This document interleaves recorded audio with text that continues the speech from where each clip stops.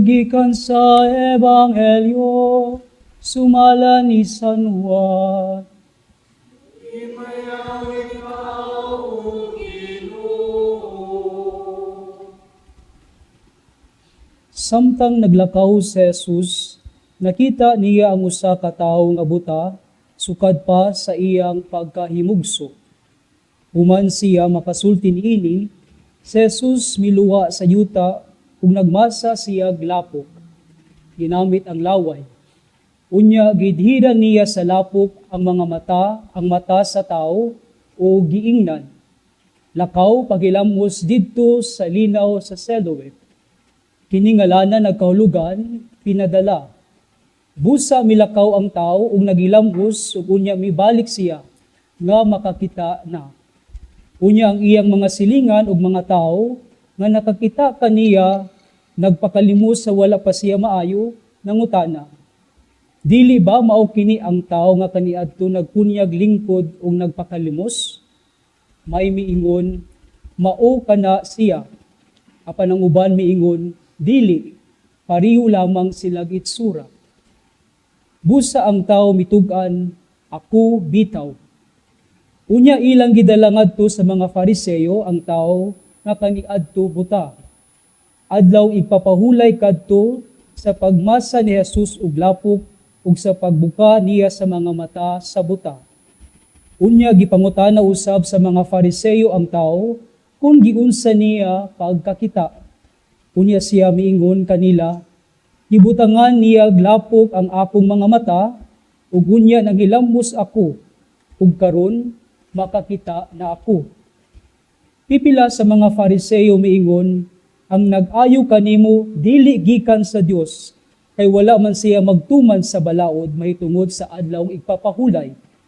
Apan ang uban miingon, unsaon man sa usa ka makasasala pagbuhat sa mga milagro nga sama niini, ug nabahin sila. Busa nangutana pag-usab kaniya ang mga Fariseyo, nag-ingon ka nga gipabuka niya ang imong mga mata. Kung tinuod kini, unsa may imong ikasulti, mahitungod kaniya. Ang tao mitubag, siya usa ka propeta. Sila mitubag, nataw ka nga nagtubo diha sa sala, ug karon magpaluma-luma kag tudlo kanamo. Ug siya gipalagpot nila sa sinagoga.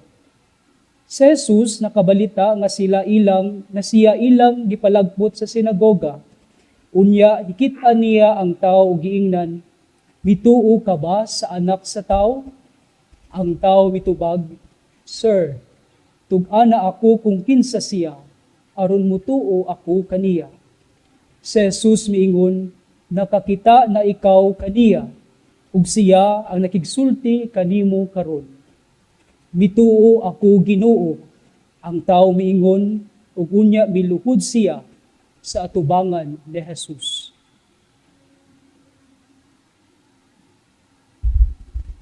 Ang Ebanghelyo sa Ginoo.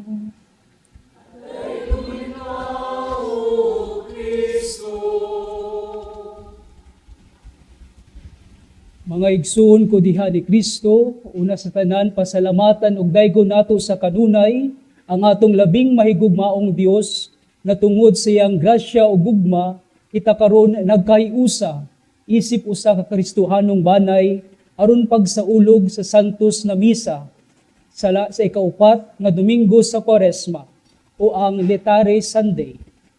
Nining ikaupat nga Domingo sa Kwaresma kita giauhag sa pagmaya. Apan ang hinungdan sa atong pagmaya, dili tungod sa kalibutanhong mga butang o bahandi nga atong naangkon. Apan kini atong pagmaya, nagikan kang Jesus, ang kahayag sa kalibutan, nagipadayag ni San Pablo ni San Juan diha sa Ebanghelyo, nga mao ang naghatag kanato og kaluwasan diha sa iyang pagpasakit, kamatayon sa krus ug pagkabanhaw.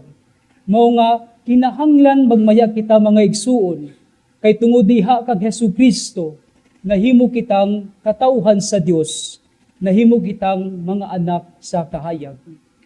Ang pagpuyo sa atong tawag isip mga binunyagan o isip mga anak sa kahayag, Usa kini sa mga panawagan nga kanunay gipahimangno kanato sulod sa panahon sa Kwaresma.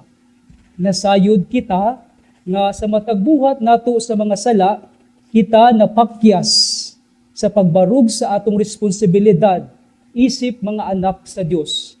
Gani, tungod sa atong mga sala nga nabuhat, kita nahibulag, kita nahilayo sa atong relasyon sa Dios. Mao nga mga igsuon, ang panahon sa Kwaresma, usa kini kabililhong takna nga gihatag sa Dios alang kanatong tanan mga binunyagan. Tungod ni ining taknaa, kita gitawag giauhag sa atong Ginoo, pinaagi sa atong simbahan sa pagkighiuli, sa pagkikibalik ngadto sa atong relasyon sa Dios. O kita kanunay gipahimangnuan nga ang atong pagkabililhon dili tungod sa atong mga buhat, apan tungod sa kamatuoran nga kita iyang mga anak diha kag Hesukristo. Giklaro kini ni San Pablo diha sa ikaduhang pagbasa sa iyang sulat ngadto sa mga taga-Efeso. Gipahimangnuan ni San Pablo ang komunidad sa Efeso. Kaniadto sila anaa pa sa kangitngit. Apan sukad na sila nahimong katawhan sa Dios, sila anaa na karon sa kahayag. Mao nga kinahanglan nga magpuyo sila sa kinabuhing iya sa kahayag. Dili ba mausab kini ang atong nasinati ug nadawat diha sa sakramento sa baptismo?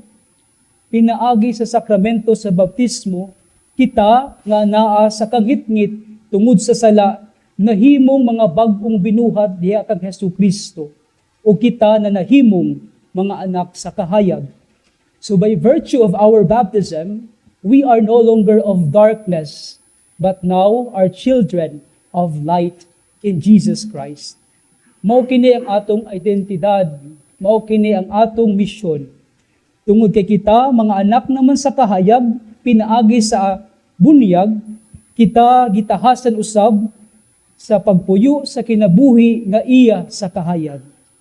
Sa atong panahon karon mga igsuon nga puno sa kagubot, kangitngit, nga dala sa mga dautan, sa mga buhat sa mga tao, kita giauhag sa pagpuyo sa atong tawag, isip mga anak sa kahayag, pinaagi sa atong buhat sa mga maayong buhat, katarong ug kamatuoran. Apan kining bililhong tawag sa misyon nanginahanglan ilabi na sa tanan ug paminaw sa pulong sa Dios. Diha sa atong unang pagbasa sa sulat ni Samuel, ato nadungog ang tawag ni David, pinaagi ni Samuel. Gipadala si Samuel sa Ginoo ngadto sa balay ni Isay aron pagdiog sa iyang gitawag. Sa pag-abot na ni Samuel sa balay, iya nakita ang anak ni Isay nga si Eliab, ug siya diha nagtuo nga siya mao ang gitawag sa Dios. Apan napakyas si Samuel sa iyang pagtuo. Mao nga ang Ginoo nagpahimangno kaniya sa dili pagsalig sa tawhanong o kalibutanhong pagtan-aw. Tungod kay kini nakabasi lamang sa gawas na hulagway sa tao, apan ang pananaw sa Dios diha sa kasing-kasing sa tao. Mao nga paminaw kanako Samuel, ug giyahan ti ka sa tao nga akong gipili matud pa sa Ginoo. Ug sa pag-abot na ni David sa balay sa iyang amahan, ang Ginoo miingon kang Samuel, mao ka na ang akong gipili, ug dihugi siya. Ug naminaw si Samuel, ug gibuhat niya ang gipabuhat kaniya sa Ginoo. Sa kasinatian ni Samuel, sa pagbuhat sa iyang misyon, ato makita mga igsuon nga ang pagpaminaw sa pulong sa Dios ang nagiya kaniya sa pagkakita ug pagkaila sa tawo nga gitawag ug gipili sa Dios. Kung si Samuel wala naminaw sa pulong sa Dios ug nisalig lang sa iyang tawhanong pagtan-aw, siguro dili si David ang maong nadihugan. Apan naminaw si Samuel sa pulong sa Dios ug iya kining gituman. Mga igsuon, diha sa atong tawag sa misyon sa pagpuyo isip mga anak sa kahayag, kinahanglan usab kita maminaw sa pulong sa Dios.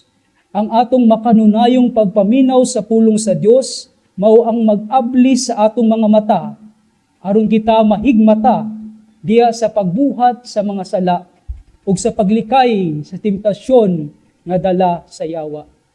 Kung ang pulong sa Dios ang magiya kanato sa pagbuhat sa mga buhat sa kahayag, ang pangutana kanato karon, aduna pa ba kitay panahon sa pagpaminaw sa pulong sa Dios? O base na ubos na ang atong panahon sa pagpaminaw sa kalingawan diya sa social media, sa Facebook, sa YouTube, o gani sa Netflix. Maong maigsoon mugahin kita og panahon, ilabi na sa panahon sa Kwaresma, sa pagpaminaw sa pulong sa Dios. Ang pagpaminaw sa pulong sa Dios mao ang makahatag kanato og pananaw. Ato kini makita diha sa atong ebanghelyo. Ang ebanghelyo sa ikaupat nga Domingo sa Kwaresma nagisgot may tungod sa pag-ayo ni Jesus sa taong buta. Isip usa ka buta, lisod kaayo ang iyang kahimtang o sa iyang pagpuyo. Wala siya'y makita sa iyang paglihok-lihok o wali gani niya maaninag kung unsa kaanindot ang kalibutan. Ug sa tibuok niya nga pagpuyo, ang iyang pagdumog lang ang nagsilbi na iyang giya. Apan musamot ang atong kaluoy kung kita masayod nga sa panahon ni Jesus, ang pagkabuta gila usab kini nga hinungdan sa pagkamakasasala sa tao. Mao nga diha sa ebanghelyo mga igsuon, ang taong buta nga unta nanginahanglan og tabang gilikayan sa kadaghanan. Wala siya'y lugar sa katilingban. Apan nakita ni Jesus ang iyang panginahanglan. Sa walay duwa-duha, giayo ni Jesus ang iyang pananaw ug siya nakakita og balik. Apan ang iyang pagkaayo nakahatag og katingalahan ug kalibog sa kadaghanan. Naibulong kaayo ang kadaghanan sa kaayuhan sa iyang sakit. Kani ang mga Fariseo o ang mga kadagkuan sa mga balaod o sa Hudeo, nagpabalik-balik pagpangutana ngadto kaniya. Apan bisan niining tanan mga igsuon, nagpabilin nga matuuhon ang taong buta ngadto kag Jesus.